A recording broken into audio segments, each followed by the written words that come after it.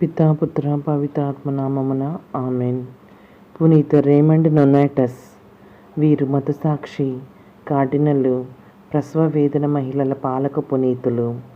వీరు క్రీస్తు శకం 1204 నుంచి 1240 వరకు జీవించారు. పునీత రేమండ్ గారికి నొనాటస్ అనేది ఒక ఇంటి పేరుగా వాడుకలోకి వచ్చింది. నొనాటస్ అంటే తల్లి గర్భం నుండి సహజంగా ప్రసవమై జన్మింపలేదని భావం. రేమండ్ గారి తల్లి ప్రసవ వేదనతో అర్ధాంతరంగా కన్నుమూయగా వెంటనే శస్త్రచికిత్స చేసి గర్భం నుండి శిశువును వెలుపలికి తీశారు. ఈ శిశువు క్రీస్తు శకం 1204లో ఆవిర్భవింపగా రేమండ్ అని జ్ఞానస్థానంలో పేరిడినారు. వీరు ఉన్నత వంశానికి చెందిన వీరిది మాత్రం స్పెయిన్ దేశంలోని ఒక నిరుపేద కుటుంబం. నీవలే నీ పొరుగువారిని ప్రేమింపుము అని పలికిన యేసుక్రీస్తుని సిద్ధాంతాన్ని కార్యాచరణ రూపంలో ఉంచటానికి పునీత పేతురు నొలాస్కా గారు స్పెయిన్ దేశంలో సముద్ర తీరాన ఉన్న బార్సలోనియా పట్టణంలో మెర్సిడేరియన్లు అనే సభను స్థాపించారు. క్రీస్తు విశ్వాసంలో క్రమశిక్షణలో పెరిగిన రేమండ్ గారు ఈ మెర్సిడేరియన్ల సభ పట్ల బాగా ఆకర్షితులై ఆ సభలో చేరారు. మఠవాసిగా శిక్షణ పొంది గురువుగా అభిషిక్తులయ్యారు. పేదలకు సేవలందించడంలో ఈ సభవారు ఎంతో ముందుండేవారు. ఎలాంటి త్యాగాలకైనా సిద్ధపడేవారు.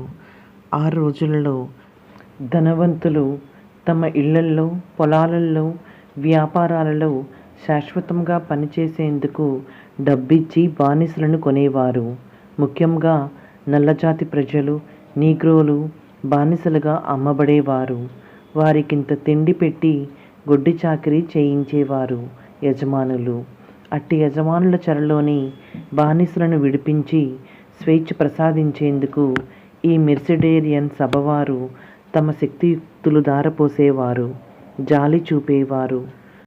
పునీత రేమండ్ నొనాటస్ గారు కూడా తమ జీవితంలో ఎక్కువ భాగం ఈ బానిసలను విడిపించటానికి, అవసరపడినంత ధనాన్ని ప్రోగు చేయటానికి వాడవాడలా, వీధి వీధి తిరిగి భిక్షమడిగేవారు. దాన ధర్మాలను స్వీకరించేవారు. ఆ విరాళం సొమ్మును యజమానులకు ఇచ్చి ఎందరో క్రైస్తవ బానిసలను విముక్తి ప్రసాదించేవారు. రేమండ్ గారి సమర్థత, సభ నియమావళి పట్ల నిబద్ధత నెరిగిన పెద్దలు వీరిని సభా శ్రేష్ఠులుగా నియమించారు. ఆ సభ శ్రేష్ఠులుగా వీరు రెట్టింపు ఉత్సాహంతో అనేక మంది బానిసలను వెలనిచ్చి విడిపించారు. అల్జీర్స్ దేశంలో క్రైస్తవ బానిసలు అనేకంగా ఉండుటచే వారి తరపున రేమండ్ గారే బంధితులైనారు. ఒక బందీని విడిపించటానికైతే 8 మాసాలు గొడ్డు చాకిరీ కూడా చేశారు. ఆ విధంగా రేమండ్ గారు జైలులో కూడా బంధింపబడి భయంకరమైన ఇబ్బందుల్ని ఎదుర్కొనవలసి వచ్చింది. అక్కడ సాటి ఖైదీలతో పాటు పలు కష్టాలు భరిస్తూనే జైలు అధికారుల్ని క్రైస్తవులుగా మార్చేందుకు మత ప్రచార సేవలని అందించారు. అది గమనించిన అక్కడి మహమ్మదీయ ఉన్నతాధికారులు వీరి నోటికి తాళం బిగించారు. చివరకు వీరి సభ సభ్యులు అవసరమైన ధనాన్ని ఇచ్చి వీరిని జైలు నుండి విడిపించారు. ఫాదర్ రేమండ్ గారు తన జీవితకాలమంతా ఈ బానిసల విముక్తి సేవలోనే గడపటం వినిన పరిశుద్ధ పోపు గారు వారిని సువార్త సేవ చేయమని కోరారు. అట్లాగే పోపుగారి ఆదేశానుసారం రేమండ్ గారు క్రైస్తవ మతం తరపున యుద్ధాలలో పాల్గొనే క్రుసేడు వీరులకు సువార్తను బోధించారు. వారిని ఎంతో ప్రోత్సహించి క్రైస్తవులను చిన్న మందను కాపాడుకోవటానికి క్రీస్తు సైన్యంగా తీర్చిదిద్దేవారు. అయితే అల్జీర్స్ దేశం నుండి రేమండ్ గారు బంధ విముక్తులైన అనంతరం క్రీస్తు శకం 1239లో తమ మాతృదేశమైన స్పెయిన్కు తిరిగి వచ్చారు. అప్పటి జగద్గురువు 9వ గ్రెగరీ గారు వీరి సేవా దీక్ష, త్యాగ జీవితంను తెలుసుకొని వీరికి కార్డినల్ పదవిని కట్టబెట్టారు.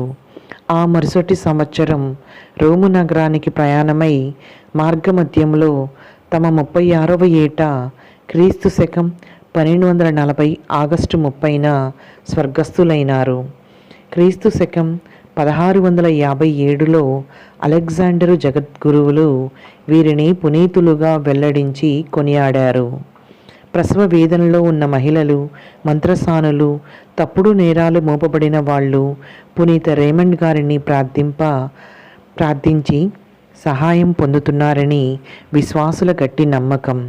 వీరి పేరు మీద కొవ్వొత్తులను, నీళ్లను ఆశీర్వదించి శ్రీసభ గురువులు రోగులకు ఇవ్వటం ఆనవాయితీగా వస్తుంది. రేమండ్ అనగా జ్ఞాన సంరక్షణ అని అర్థం. పునీత రేమండ్ నొనాటస్ గారా మా కొరకు, మా కుటుంబ సభ్యులందరి కొరకు ప్రార్థించండి.